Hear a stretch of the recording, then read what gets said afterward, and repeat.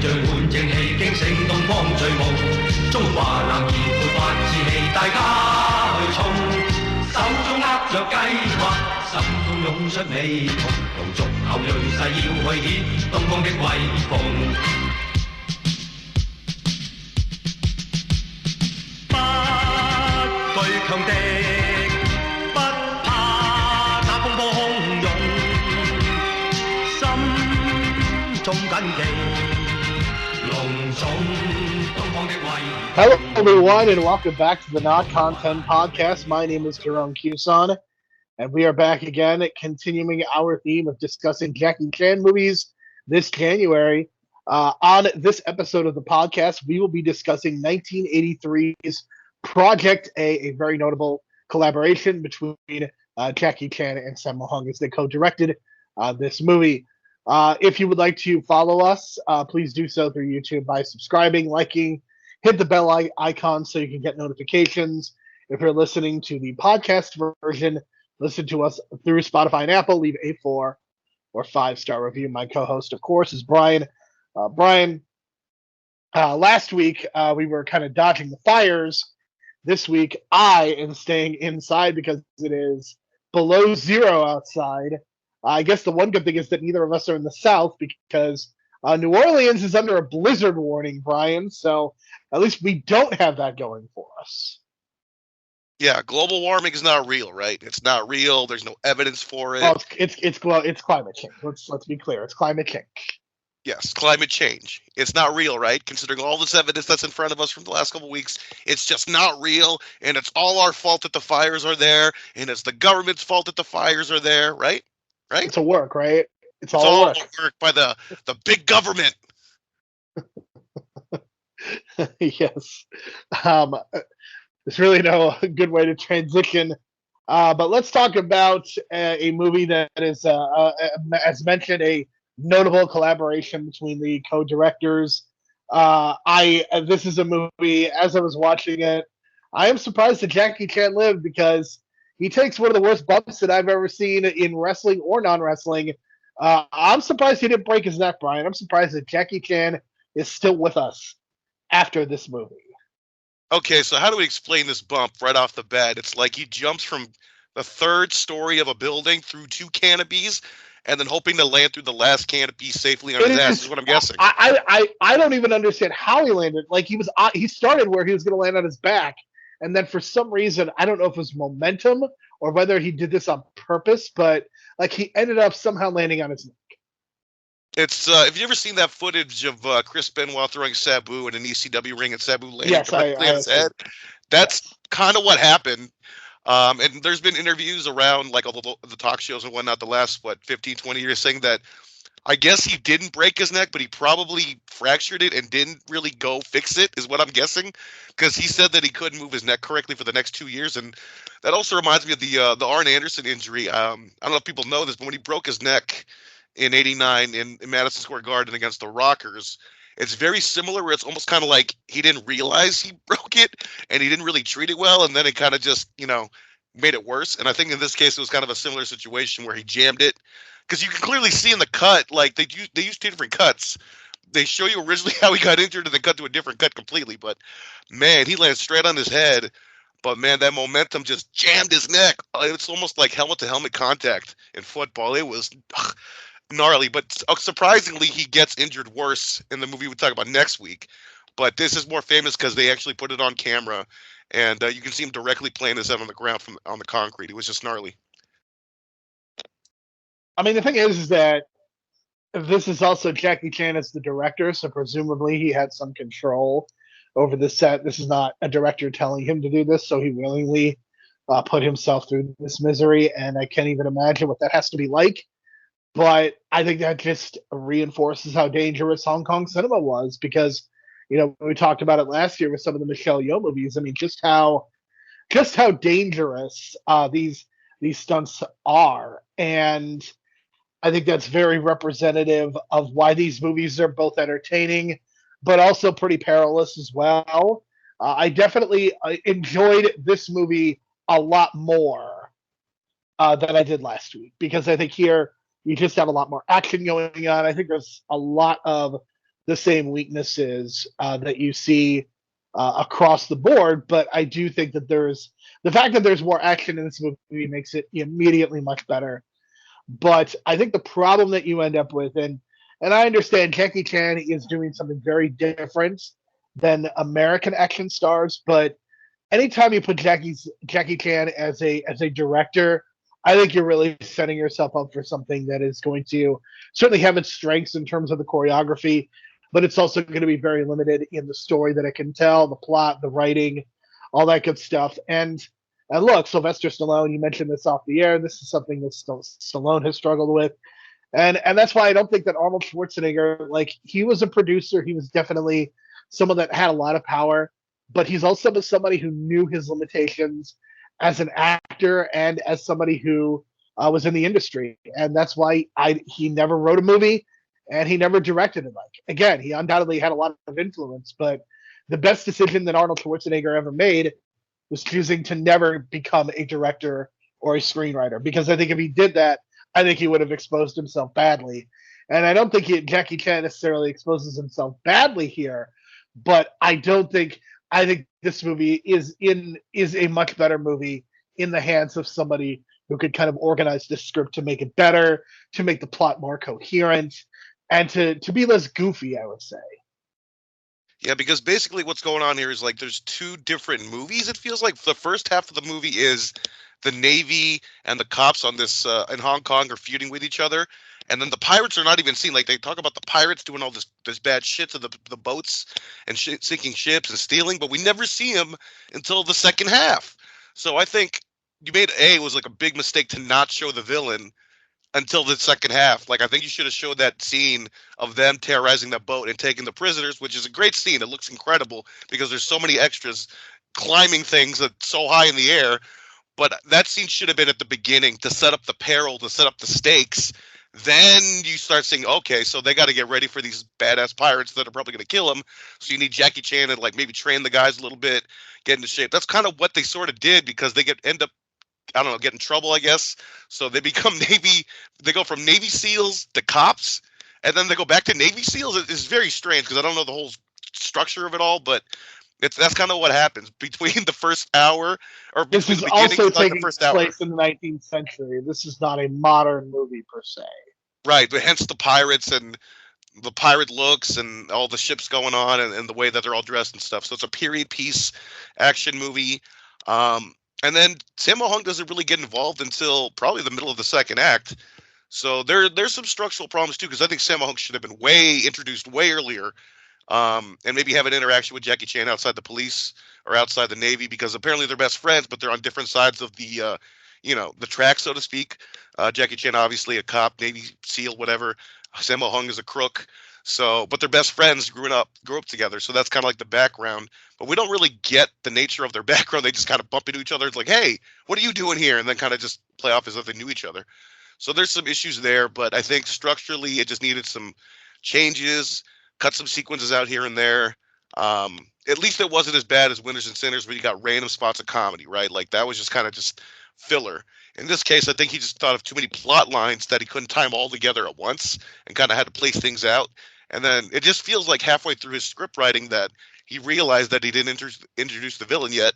And so he was like, oh, I got to put a villain scene in here to introduce the villain. And that was like halfway through the movie, which is like the wrong place to do it, I think. So, and then the first act is like 40 minutes. I timed it and it felt like that was the first act. And it was way too long. The first act of this movie should have been like 20 minutes, not 40. But other than that, it's just, some of the most hardcore, gnarly bumps I've ever seen in a movie. And I've seen Police Story, and that has some gnarly stuff too. But man, this was, some of the this feels like shots... this in many ways feels like a lesser Police Story, because I would say in terms of Jackie Chan movies, that is my favorite that I've seen. And I think that this is a lesser, but there's a lot of broken furniture as well, and I think that's pretty amusing. But like you said, there's a ton of really gnarly bumps, and like I almost think the movie would have just been better if it was just the tension between the cops and the military. Like, if they could have broken that into its own movie, then I think that could have almost been really interesting. But clearly Jackie Chan's political views are going to lead him a certain way, and you're not going to get that. You have to have some sort of force of evil, which you get with the pirates, and the pirate stuff is just, it feels very haphazardly done. It doesn't feel like there's any development whatsoever. And again, I think what I am learning anyway, is that you go to a Jackie Chan movie for the action sequences, and that's about it. Like there's very little to be gained from these movies outside of those sequences, and I think they're pretty incredible to watch by themselves. But it just feels very surface level. It doesn't feel like I'm getting anything like below just that basic outline of these fight scenes.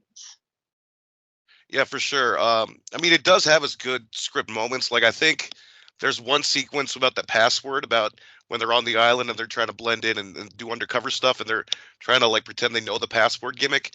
And then there's a scene where Sammo Hung is trying to like play off as one of the pirates, and one of the undercover cops asks him, "Hey, what's the password?" And he just makes up some bullshit, and the undercover cop doesn't know whether or not that's true or not. So he just says, "Okay, go on."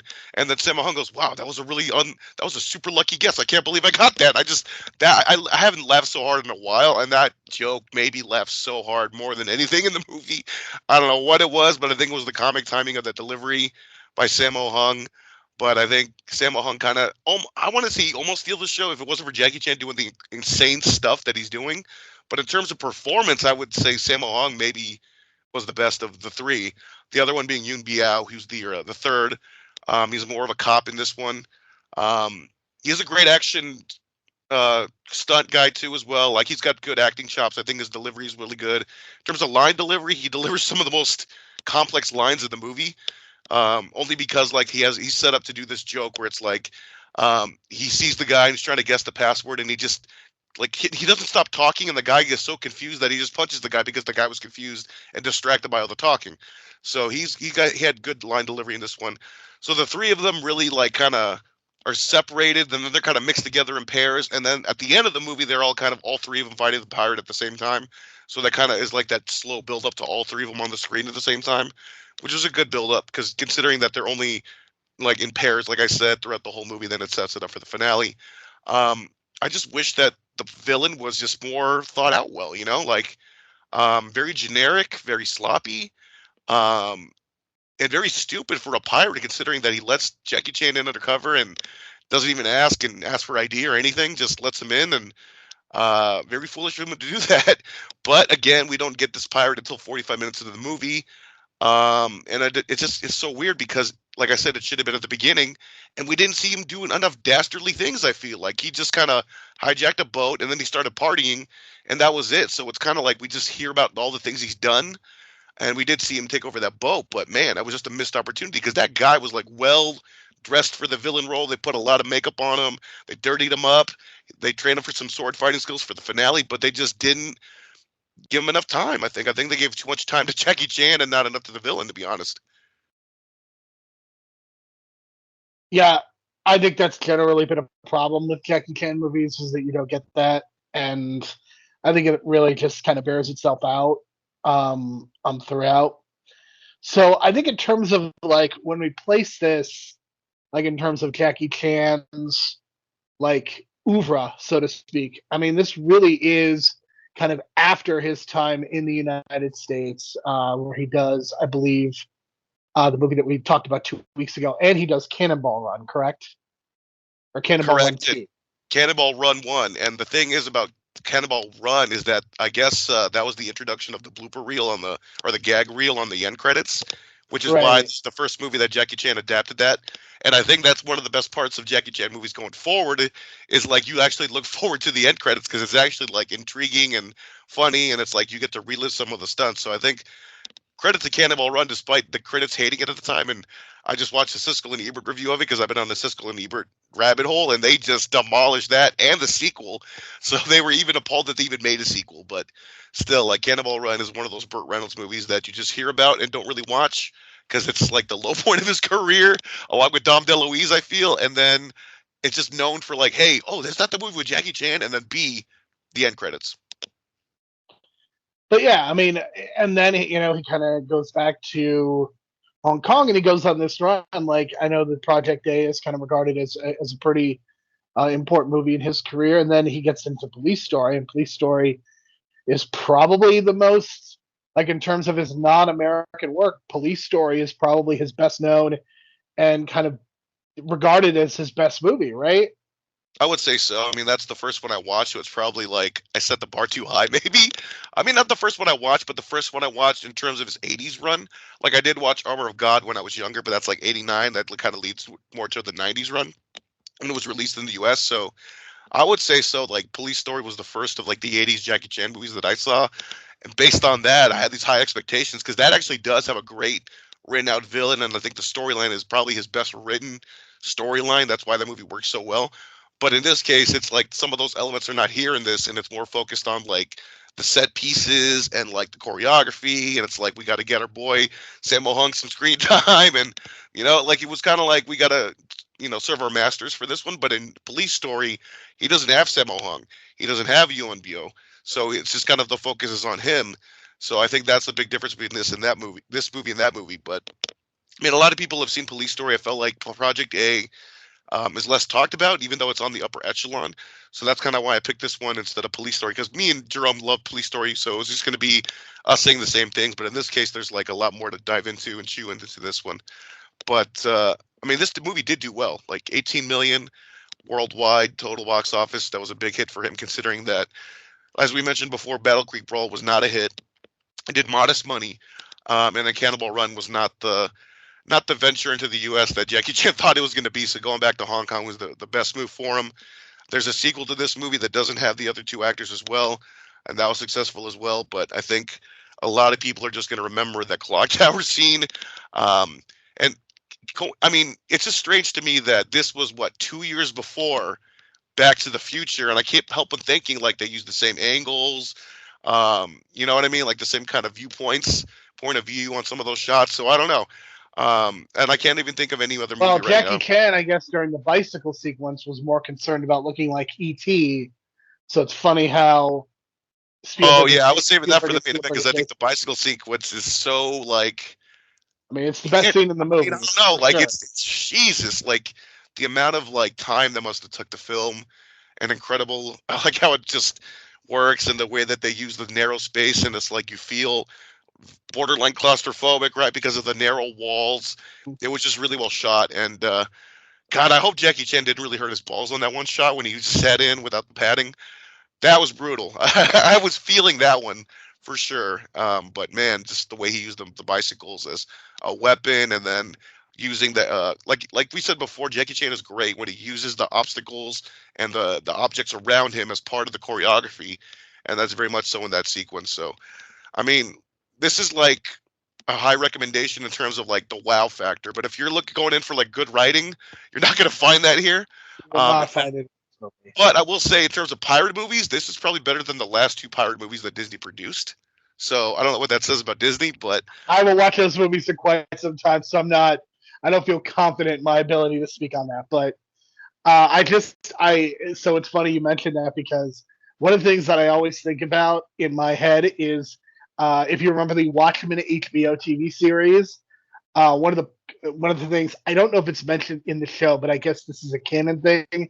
Instead of superhero movies taking off, there was like pirate franchises were taking off in the Watchmen universe, and that always tickles me.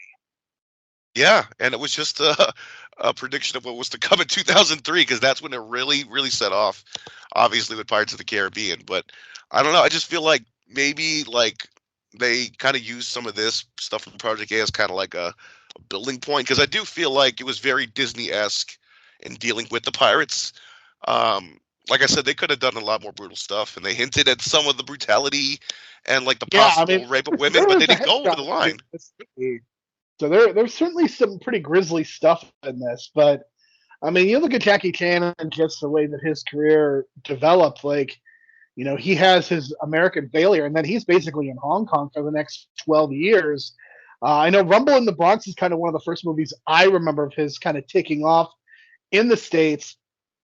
And then naturally he does Rush Hour, and that turns him kind of into a star in two continents. But it's I think he's somebody that is extremely well noted in terms of his action, and it is all well deserved. But his filmography, he's been in a lot of stuff. Like, that's the other thing, is like he has been in a lot of movies, directing, starring, and it's pretty crazy to me that he has been in so many movies, because you don't really see that kind of output post the studio system era. But I mean, he's just been in a ton of movies in the last 50 years.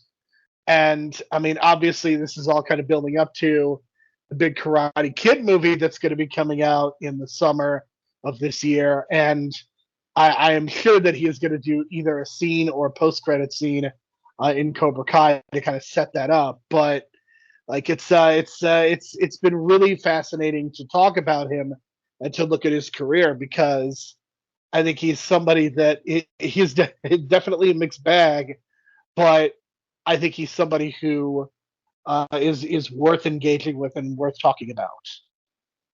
Absolutely. And a little note here, kind of set up a preview of what we're going to talk about next week. He doesn't sing the song here for his movie, but he's known for singing the theme songs to his own movies, and he's going to do that for Armor of God next week when we talk about it. But I just found out recently, and I probably found out a long time ago, and it just kind of slipped my mind, but in the Hong Kong release of Beauty and the Beast, he is the voice of the Beast, and he sings the song Beauty and the Beast in China and Cantonese, and it's fucking amazing because it's his own voice, and he does the voice of the Beast, so it's just perfect, perfect on the casting right there, and it's just amazing. And then he's also the voice of the captain in Mulan. In the American version, we get Donny Osmond, but again, in China, they got Jackie Chan singing "I'm Gonna Make a Man Out of You," and it fucking rocks. So I would recommend looking for those YouTube videos. And that's kind of a preview of what's to come when we talk about the song next week, High Upon High, which the Stoner Brothers use on the Indies. So it's going to be a lot of fun talking about Armor of God next week, because that's more of like an Indiana Jones type mixed with Jackie Chan. And we could talk about the epic fall that he has in the tree, which they show in the end credits. Because, I mean, he fell out of a tree and that damn near killed him. And he would continue on making the movie a month later. So there you go. Yeah, for sure. So we will be discussing that more next week, and then we will tell you about our plans for February. We're going to be going in a very different direction in the month of February, and there is much to look forward to with that. So Brian and I, we will be continuing to dodge the weather, dodge illness. Any final thoughts? Stay safe, everybody, because somehow the fires are still going, but yeah, I don't know. Santa Monica's never going to be the same again. That's all I know. Absolutely. So for Brian, I'm Jerome. Thank you so much for listening. We will talk to you again next week.